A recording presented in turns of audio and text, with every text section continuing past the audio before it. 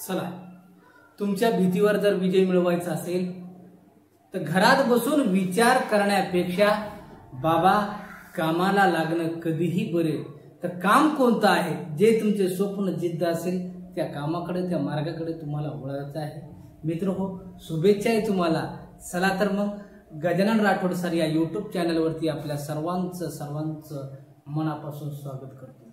असेच सपोर्ट करत राहा. आजचा जो भाग आहे, आजचा भाग आपण झालेली प्रश्नपत्रिका छत्रपती संभाजीनगर लोहमार्ग यांचं पेपर प्रिपरेशन आपण घेणार आहोत. अशाच पद्धतीमध्ये कधी कधी काय होऊन राहिले, प्रश्न रिपीट होऊन राहिले, म्हणून आपण कसं सोडवायचं याच्यावर बी आपण काय करणार आहोत, चर्चा करणार आहोत. चला तर मग आपल्याला जास्तीत जास्त कसं फायदा होईल, कमी वेळेत कसं सोडवता येईल, आपण भाग 1 आणि भाग 2 असे भाग पाडलेले आहे. तर भाग 1 आणि भाग 2 नक्की बघा. सबस्क्राईब नाही केलं तरी चालेल, पण मित्र व्हिडिओचा शेवट नक्की बघा. चला तर मग असं सहकार्य असू द्या, मी तुमचा ऋणी राहील. चला चालू विषयाला सुरुवात. त्रिकोणाच्या कोनाचे प्रमाण त्रिकोणाच्या कोनाचे प्रमाण 3 यास 8 यास 4 असे आहे. तर खालीलपैकी कोणता पर्याय बरोबर आहे असा प्रश्न तुम्हाला केला की सरळ सरळ बाबा त्रिकोणाचे कोन आपल्याला काय करायचं, सरळ सरळ 180 घ्यायची. किती घ्यायची? 180. आणि या सर्वांची बेरीज करायची. प्रमाणाची किती झाली? 15. हे 15 उचलायचे, त्याला भागाकारात टाकायचा. 15 × 15, 15 × 2 = 30. सॉरी 15 × 15 उरले किती? 3. आणि 15 × 2 = 30. म्हणजे किती रे? 12. जनरल किंमत आली 12. आणि हे 12 या प्रमाणाला आपल्याला काय करायचंय? गुणायचं आहे. बघा, या प्रमाणाला आपण गुणलं. 12 त्रिक 36, 12 चूक 48 आणि 12 आठी 96. अरे 12 आठी 96 आणि 12 चूक 48. 36, 96 आणि 48. बघायचा पर्याय क्रमांक 2 मध्ये काय आहे? उत्तर आहे. पहा, काळजीपूर्वक लक्ष द्या. समजून राहिले ना? डायलेक्ट मारू आपण. ज्यावेळेस तुम्ही सक्सेस असाल ना तेव्हा मारू, 100% मारू. फक्त काय आहे, तुमची सक्सेस झाल्याच्या नंतरच आपल्याला खरा आनंद आहे. फक्त डायलेक्ट मारण्यातच वेळ घालायचा नाही. 7 रुमालाची किंमत बघा 56 रुपये. तर 32 रुमालाची किंमत किती? ध्यानात घ्या. 7 रुमाल म्हणजे एका रुमालाची काढून घेऊ आपण. म्हणजे 56/7. 7 8 56 म्हणजे एका रुमालाची किंमत 8 रुपये आली. ए बाबा, याला फक्त 32 रुमालानं गुण म्हणजे उत्तर तुझं बघ कसा येतो. 8 2 16 6 4 1 8 3 24 आणि 1 25. 256 पर्याय पाहिजे. अगदी उत्तर बरोबर तुमचं काय आहे? बरोबर आहे. ज्याने सोडवलं असेल त्याला सोपंच आहे. ज्याला समजत नाही त्याला थोडा अवघड जाईल, पण सांगतो मी तेच करायचं, मार्क जाणार नाही. बघा, 3 मीटर किती किलोमीटर? 1 किलोमीटर सर्वांना माहिती आहे, सगळे रनिंग करतात. 1000 मीटर होतात बाबा. 1000 मीटर ध्यानात घ्यायचं. तर मग हे 1000 मीटर या 3 मीटरला काय करून घे, या 3 मीटरला 1000 मीटर काय कर, हे 1000 काय करून घे, भागून घे. बस 1 2 3 म्हणजे असे 3 घर सोडायचे. 1 2 3 आणि दशांश ठेवून द्यायचा. म्हणजे 0.003 पर्याय पाहायचे किमी आहे का? तर अगदी उत्तर काय तुमचं बरोबर आहे. चला तर मग समोरचा प्रश्न. अशी 2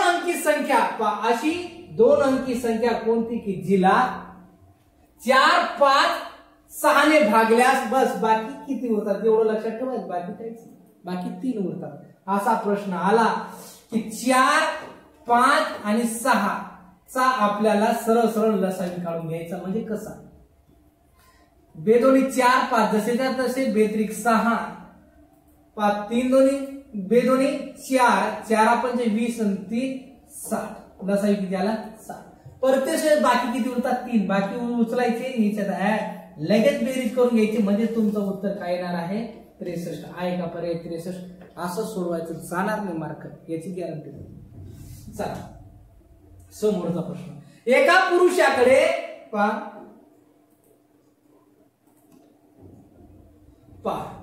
एका पुरुषाकडे बोट दाखवत एक स्त्री म्हणाली, ही स्त्री म्हणाली, ही काय म्हणाली? एका फोटोकडे ही स्त्री बोट करून दाखवून म्हणाली, काय म्हणाली? स्त्री म्हणाली, तो माझ्या म्हणजे इच्छा म्हणजे माझ्या, ध्यानात घ्या, माझ्या म्हणजे इच्छा माझ्या. स्त्री म्हणाली माझ्या आईच्या म्हणजे आईच्या वडिलाचा म्हणजे हिचा वडील. ध्यानात घ्या अरे बाबा, हिचा वडील म्हणजे या दोन्हीचा संबंध काय झाला? मुलगी आणि वडील म्हणजे बाप मुलगी येतो. आणि ही नात झाली, ही काय झाली? नात. कोणाची? या वडिलाची काय झाली? ही नात झाली. पहा आता नात एकमेव मुलगा आहे म्हणजे हा मुलगा आहे, हा फोटोतला मुलगा. तर स्त्री त्या व्यक्तीशी कोणत्या म्हणजे ही स्त्री या व्यक्तीशी नातं काय असेल तर ह्या सरळ हे दोन्ही भाऊ झाले ना, भाऊ बहीण झाले म्हणजे याचा अर्थ ही नात याची, ही याची भाची. कोण राहणार आहे? भाची. म्हणजे पर्याय काय असणार आहे? भाची. काय असणार आहे? भाची. चला, कोणाला जर पीडीएफ लागत असेल तर आपण सुरुवातीला फ्रंटला आपला नंबर दिलेला आहे. व्हिडिओ बघितल्याच्या नंतर शेवटी तुम्हाला परत नंबर सांगेल आणि त्याच्यावर काय करायचं? एक हाय पाठवायचा आणि पीडीएफ मागून घ्यायची. चला, एक खुर्ची. ध्यानात घ्या,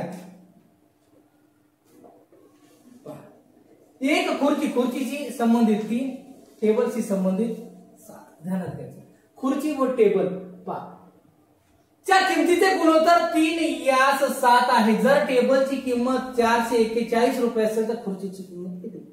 असा प्रश्न केला. सरळ टेबलशी संबंधित आहे 441 छेदाला टेबल घ्यायचा. टेबल घेतली 7 सकम 42 उरले 2 7 21 63 किंमत काय आली? जनरल किंमत आली. मग प्रमाण काय आहे खुर्चीचा? 3. म्हणून याला 3 न गुणा म्हणजे 3 त्रिक 9 आणि 6 त्रिक 18. बघा 189 आहे का? तुम्ही सोडवलेलं उत्तर अगदी बरोबर असेल. चला समोरचा प्रश्न. रमेशला 400 पैकी कोण कोण आहे? रमेश आहे, सोहम आहे. पहिले नाव लिहून घेऊ. रमेश, उजुक, सोहम, उजुक, रीना आहे ना? हो, रीना आणि विना. हा, रीना आणि विना. ध्यानात घ्या, हे 2 पैकी म्हणजे त्याच्यासोबत 100 राहणार आहे. डायरेक्ट आपण काय करायचे?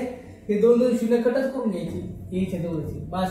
आणि डायरेक्ट काय करायचं? यायला मार्काला एकूण अंकानं भागायचं. म्हणजे कसं सर 304 ला किती भागणार रे? 4 ना. त्याच्यानंतर सोहम 385 ला किती भागणार रे? 5. चला 273 ला किती भागणार? 3. म्हणजे याचा ऋणाचा. आणि नंतर 164 ला 2 न भागणार. ध्यानात घ्यायचं, बाकी काहीच बाकी असं सोडवायचं, मार्क जाणार नाही, गॅरंटी देतो. चल 4 1 4 4 7 28 उरले किती? 2 4 सका 24 76% रमेश. 5 1 5 5 7 35 उरले किती? 3 आणि 5 7 35 म्हणजे 77% कोण? सोहम. चला 3 9 27 उरले किती? काहीच नाही. आणि 3 1 3 म्हणजे 91% कोण? रीना. 2 8 16 2 2 4 82% कोण? विना.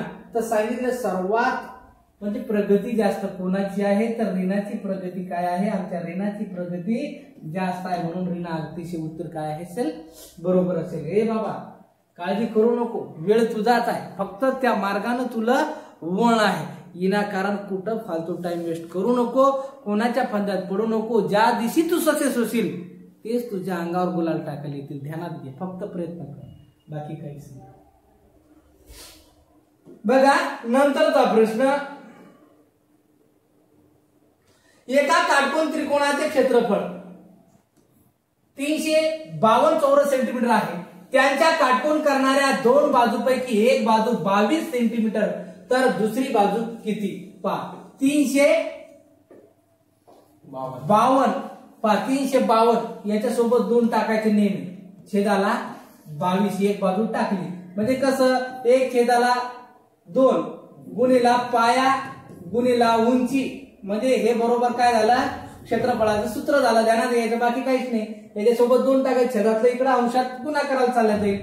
11 2 22, 11 3 23, 33 आणि उरले किती 2 आणि 11 2 2 2 कटले, म्हणजे बराबर किती रे बाबा 32. म्हणजे अतिशय उत्तर तुमचं काय तुम्ही सोडवलेलं बरोबर असेल. समजून राहिलं.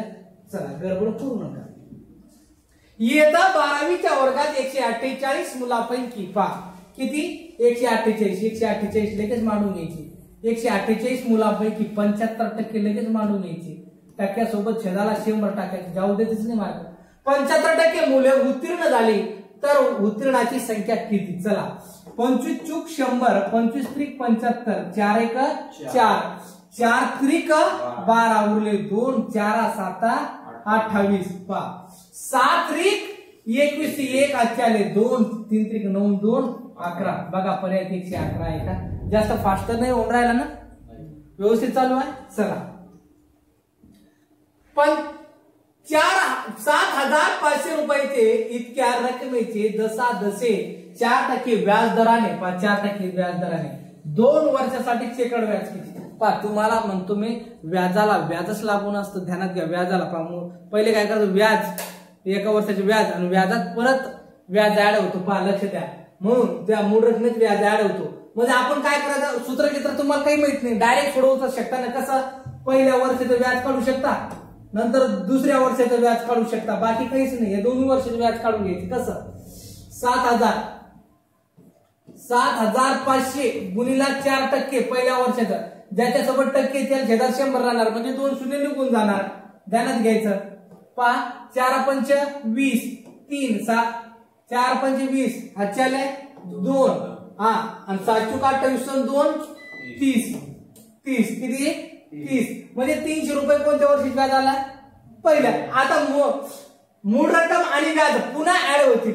काय होतील, पुन्हा ऍड होतील. म्हणजे सरळ सरळ किती रे 7,800 पुन्हा 4% टक्के आला की 2 शून्य निघूनच जाते. बराबर बघा 8 चूक 32 आच्याले 3, 7 चूक 28 आणि 3 31, शाबास 31, म्हणजे 312. आता पहिल्या वर्षाचं व्याज किती 300, दुसऱ्या वर्षाचं व्याज 312, म्हणजे एकंदरीत व्याज किती झालं रे 612. समजलं सर्वांना. 612 आलं लक्षात. बस असं सोडवायचं, मार्क जाणार नाही. गॅरंटी देऊन सांगतो. 3 वर्षाचे असेल तर डायरेक्ट हे 612 परत 7,800 मध्ये ऍड करायचे, 75 मध्ये याच्यात करायचे. ठीक आहे. 40 किमी प्रति वेगाने वाहन चालवल्यास 240 किमी अंतर जाण्यास किती तास लागेल. 240 अंतर जाण्यास किती तास लागेल असा प्रश्न आला रे आला भाऊ. काय करायचं, 40 किमी मग एकूण आहे. 240 ला सरळ सरळ की वेग आहे ना प्रति तास आणि एकूण अंतर आहे, म्हणजे 40 न भाग 4 1 4, 4 सक 24, किती तास लागणार आहे 6 तास. आहे का पर्याय 6 तास. अगदी उत्तर तुमचं काय असेल बरोबर असेल. समजून राहिलं ना. बघा पुन्हा म्हणसा स्पाट गेलं, जास्त जोरात घेतला. लक्षात. समजून राहिलं. चला साक्षी कोण आहे.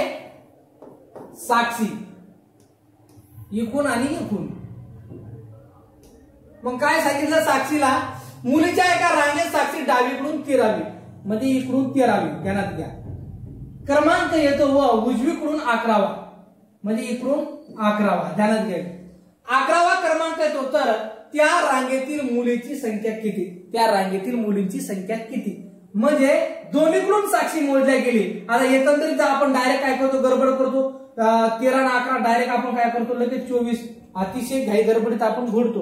नाही बाबा, दोन्हीकडून मोजल्या गेली साक्षी, म्हणून -1 म्हणजे बरोबर किती असेल रे एकूण रांगेत, म्हणजे सरळ सरळ 23 उत्तर आहे का बरोबर. तुम्ही सोडवलेलं उत्तर अगदी बरोबर असेल. दादा गडबड करू नको. गडबडीनच गडबड होत होत आपण इथपर्यंत आलो आहे. फक्त आता रडायचं नाही, लढायचं आहे, बाकी काहीच नाही. मग पाहिजे मग असा असतो ना मी, धोतर घालून धोतरावर विण, कानात बिड्या, बाकी काहीच नाही. आणि सण चिखलात नागिन डान्स सांगतो, बाकी काहीच नाही.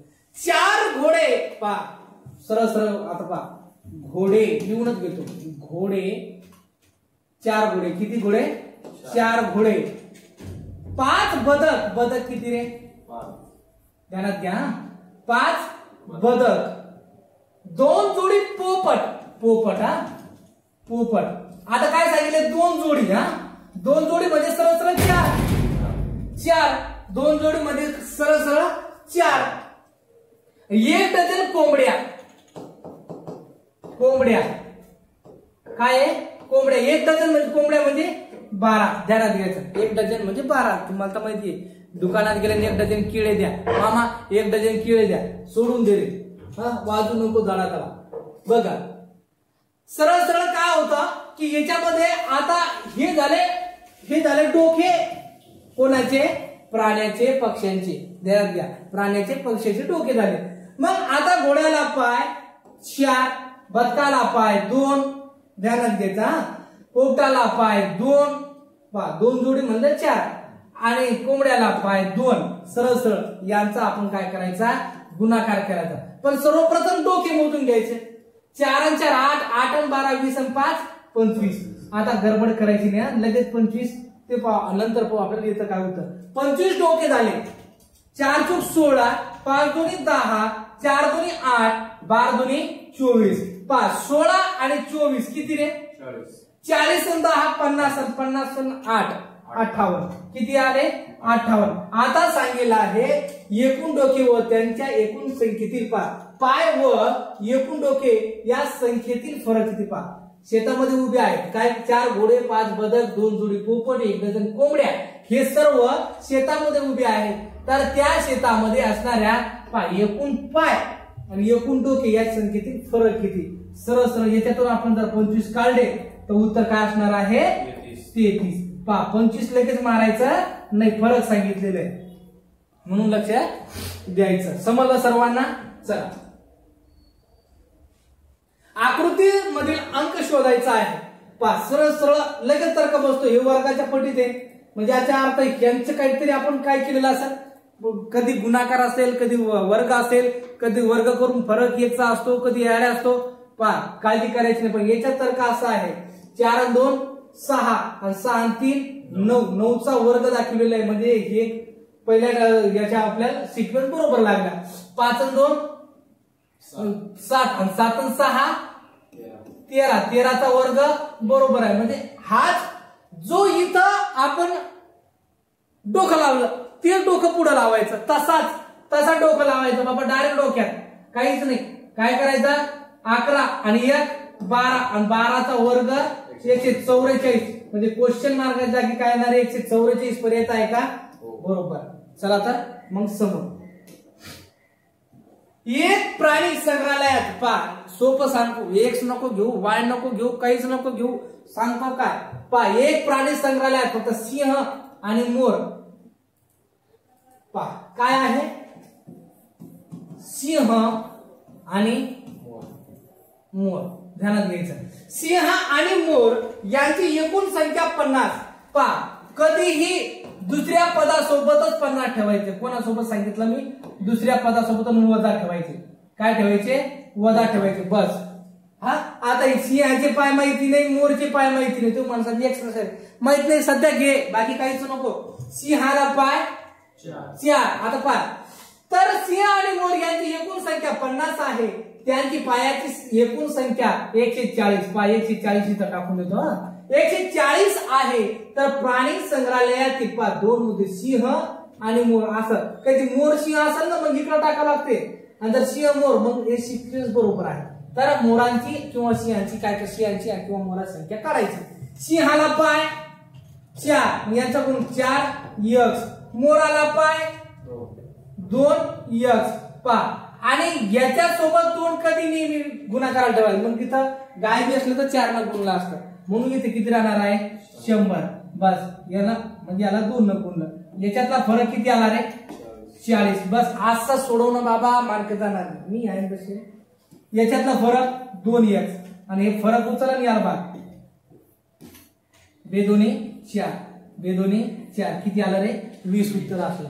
मग आता 20 म्हणजे काय रे सिंह 20. मग इथं काय इथं 20 मानलं म्हणजे 20 मधून 50 50 मधून 20 काढायचे, किती रे? 30. बघा 20 30 आहे का पर्याय? 20 30 आहे का? आहे. म्हणून हा पर्याय काय असतात तुमचा अगदी सोडवलेला बरोबर असेल. बघा बघा, ये म्हणजे वजा, पा ये म्हणजे वजा, बी म्हणजे अधिक, सी म्हणजे गुणिले आणि डी म्हणजे भागिले. बस एवढा लक्षात ठेवायचा. कशाला काय म्हणले हे लक्षात असणं गरजेचं आहे. बघा मग आपण काय सांगितलं? 27 बीला काय मानलं बाबा? अधिक मानलं. बीला अधिक. चला 81 जसे त्या तसे डीला काय मानलं? भागिले. इथं बघा करायला 9 टाकले. पा येला काय मानलं? वजा 6. बरोबर आहे. 37 81 9 6, 37 81 9 6 अधिक भागिले वजा. पा याला उचलायचं, पहिले भागाकार करायचा. 9 9 81 म्हणजे 27 अधिक 9 वजा 6. गणितामध्ये जर अधिक वजा 2 चिन्ह असले डायरेक्ट गणिताची सोडवण्याची क्रिया इकून करायची. बरोबर आहे. पा ध्यानात घ्यायचं. 27 27 9 किती रे? 36. 36 मधून पुन्हा 6 काढायचे, बरोबर किती? 30. पा पर्याय 30 आहे का? बघा हो आहे. चला मग समोर खालीलपैकी वेन आकृती संबंध सोडवायचा आहे. पा हे तर युरोप वेगळा, अंटार्क्टिका वेगळाच आहे. सरळ सरळ आशिया हे काय आहे? आशिया. आशियात काय आहे? भारत. आणि त्या भारतामध्ये काय आहे? समजलं? त्या भारतामध्ये काय आहे? महाराष्ट्र. समजलं? म्हणून पर्याय क्रमांक 1 तुम्ही सोडवलेलं उत्तर बरोबर असेल. एक दूधवाला दुधामध्ये 80% भेसळ करतो. किती? 80% भेसळ. त्या दूधवाल्याकडून 80 लिटर दूध घेतले असता त्यात किती लिटर दूध मिळेल? ओरिजिनल दूध. भेसळ करतेच कोणी? करतेच ना, थोडंफार करते, लई नाही करत. निवड पाणी नाही पाजत, दूध पण देते. बघा 80% म्हणजे 80 लिटरचे 80%. ज्याच्यासोबत टक्के असले त्याला छेदा नेहमी 100 टाका. गुरुजी तुम्ही सांगितले. पहा 8 8 64. आता काय सांगितले? भेसळ म्हणजे 64% भेसळ. 8 8 64. 64% काय केलेलं? 64 हा भेसळ. चला अरे सरळ सरळ टाका ना. सरळ सरळ हे वजा केल्यापेक्षा 80 हे भेसळ आहे ना. प्युअर दूध विचारले, प्युअर दूध. मग याचे 20% काढा ना. सरळ सरळ म्हणजे 80 ते 20% ठेवा ना सरळ. आणि छेदाला 100. इकडे हे केल्यापेक्षा आणि 8 दुनी 16. डायरेक्ट तुमचं 16 लिटर उत्तर निघून जातं. ओरिजिनल दूध. बाकी कशाला डोकं लावता? याला इथेतून वजा करा आणि तिथेतून वजा करा. समजलं? चला एका कामासाठी पा 8 मजुऱ्या. एका कामासाठी 8 मजुरांना 1760 रुपये द्यावे लागतात. तर 20 मजुरांना किती मजुरी द्यावी लागेल? सरळ सरळ मग एका मजुराच काढून घेऊ. इथं 1760 छेदाला 8. चला पा एकाची भेटते आपल्याला. कोणाची भेटते? एकाची. 8 दोन्ही 16 उरले. 8 दोन्ही 16 220. मग इथं काय सांगितलेले? 20 मजूर. मग 20 मजूर इथं टाकून दे. बेदोनी 4 बेदोनी 4 आणि 2 0 1 2 44 आहे का पर्याय? आहे. समजून राहिलं सर्वांना? बाबा रडायचं नाही, लढायचं. जोपर्यंत तुझ्या संघर्ष करण्याची ताकद आहे सोडू नको. फक्त मैदान सोडू नको. जोपर्यंत तू लढणार नाही तोपर्यंत तुलाही समजणार नाही की आपण लढतो की हारतो. पा जिंकण्याची मजा कधी येते? ज्यावेळेस खरा संघर्ष प्रत्यक्षात उतरतो ना त्यावेळेस जिंकण्याची मजा अलग असते. ध्यानात घे. फक्त लढायचं, तो रडायचं नाही. पा एका व्यक्तीने अतिशय एक्स काहीच वापरायच नाही. एक्सच्या पायी आपली जिंदगी बर्बाद झाली तर एक्स घ्यायचंच नाही. एक्स घ्यायचं नाही.